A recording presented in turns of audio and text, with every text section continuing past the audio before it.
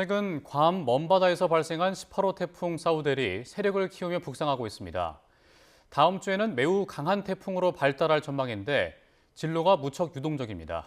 다만 9월을 앞둔 이 시기는 태풍의 길이 한반도로 열리거나 가을 장마가 나타날 수 있어 주의가 필요합니다. 정혜윤 기자의 보도입니다.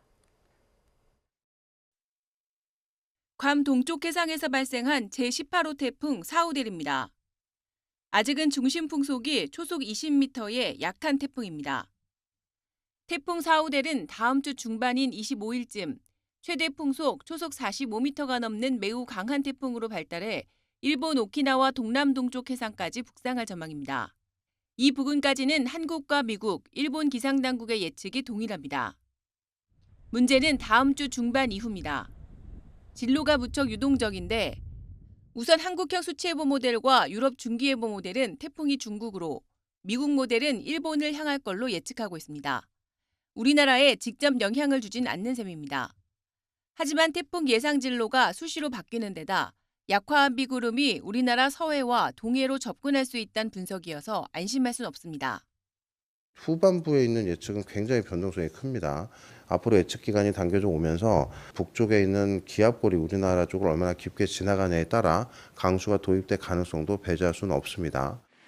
특히 태풍이 북상하면서 밀어올리는 막대한 양의 수증기로 또다시 한반도 주변 기압계가 심하게 흔들리거나 북쪽의 찬 공기와 남쪽의 더운 공기가 만나 강한 정체 전선을 형성할 가능성도 있습니다. 태풍이 직접 상륙하지 않더라도 태풍 전면에서 다량의 열대 수증기가 유입되면서 대기가 불안정해지고 강한 비구름이 만들어질 수 있습니다. 특히 9월을 앞둔 이 시기는 남쪽의 더운 공기와 북쪽의 찬 공기가 만나 정체전선, 즉 가을 장마 형태의 호우가 나타날 수 있어 기상청은 태풍의 발달 정도와 한반도 주변 기압계 변화에 따라 날씨가 급변할 수 있다며 발표되는 최신 기상 정보를 수시로 확인해달라고 당부했습니다. YTN 정혜윤입니다. 현재 북태평양 고기압 가장자리에서 만들어진 비구름대가 중부지방에 걸쳐 있습니다. 충북 제천에는 한때 시간당 68.5mm까지 강하게 쏟아지면서 호우 경보가 내려졌는데요. 이 비구름이 동쪽으로 이동하면서 강한 비가 내리는 지역도 옮겨가고 있습니다.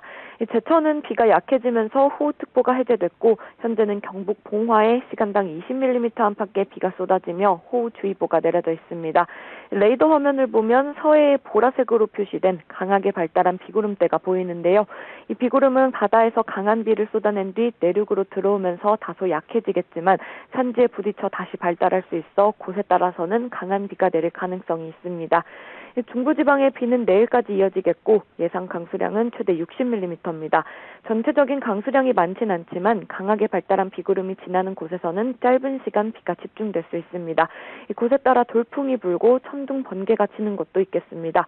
또 남부 등 다른 내륙 지역에서도 오전부터 저녁 사이 5에서 50mm의 소나기가 예상됩니다.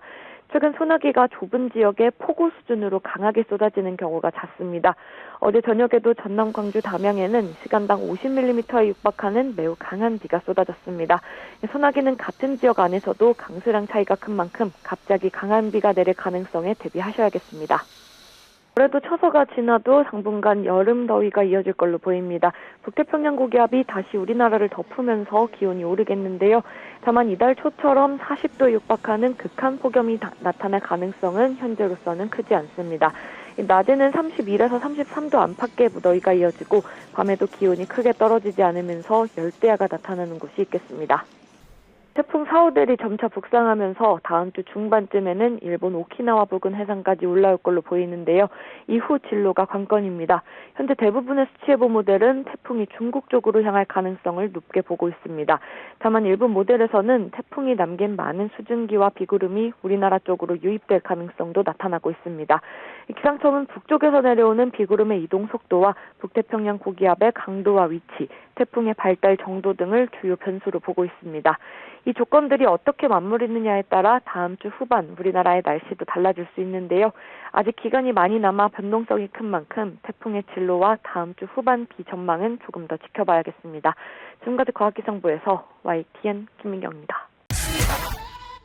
오늘도 내륙 곳곳에는 강한 소나기가 내리겠고 특히 영남에는 최대 60mm가 예상됩니다. 내일부터는 중부지방에 비가 예보된 가운데 이달 말에는 태풍도 변수가 될 전망입니다. 취재기자 연결해서 자세한 날씨 상황 알아보겠습니다. 김민경 기자, 먼저 비 전망부터 짚어주시죠. 네, 현재 우리나라에는 수증기가 많이 유입되면서 대기가 불안정해져 있습니다. 저녁까지 내륙 대부분 지역에서 소나기가 예상되는데요. 특히 영남을 중심으로는 많게는 60mm까지 내리는 곳이 있겠습니다. 이 소나기는 좁은 지역에 짧고 강하게 쏟아질 수 있는 만큼 폭우 피해 복구 작업이 한창인 경남에서는 각별한 주의가 필요합니다. 내일과 모레는 중부에 비도 예보돼 있습니다. 북태평양 고기압 가장자리를 따라 만들어진 비구름대가 중부지방을 지날 걸로 보이기 때문인데요. 다만 비의 양은 많지 않아 이틀 동안 최대 60mm 정도가 예상됩니다. 이후에는 태풍도 변수죠. 18호 태풍 사우델이 북상을 하고 있는데 앞으로 진로는 어떻게 전망되고 있습니까? 네, 18호 태풍 사우델은 현재 괌 남동쪽 해상에서 강도 1의 세력으로 북상하고 있습니다. 점차 북서진하며 발달해 다음 주 초에는 강도 4까지 강해진 뒤 일본 오키나와 해상까지 올라올 걸로 보이는데요.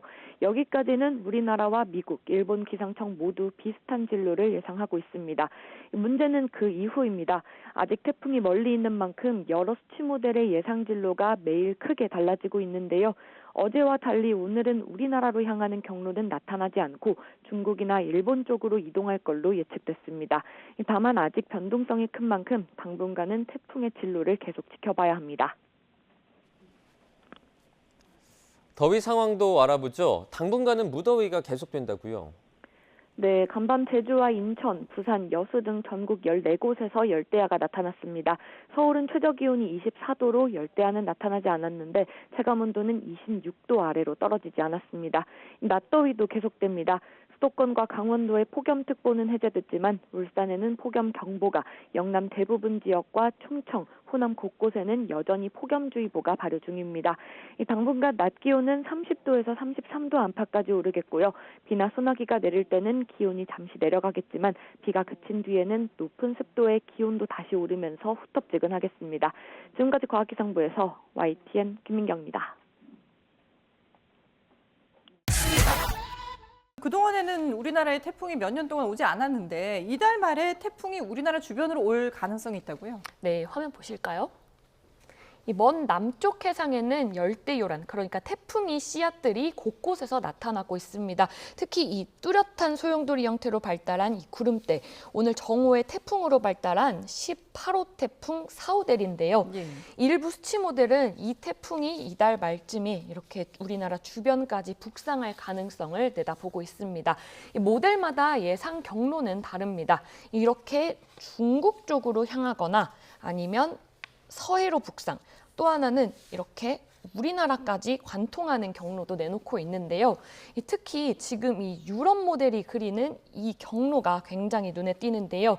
이 북태평양 고기압의 가장자리를 따라서 이렇게 남부지방을 지나 대한해협까지 지나는 이 태풍의 길이 한반도로 열렸을 때 나타날 수 있는 경로입니다. 그러니까 물론 이 열흘 이상 뒤의 전망인 만큼 태풍이 실제로 어떻게 이동할지는 아직 변동성이 굉장히 큰 상황입니다.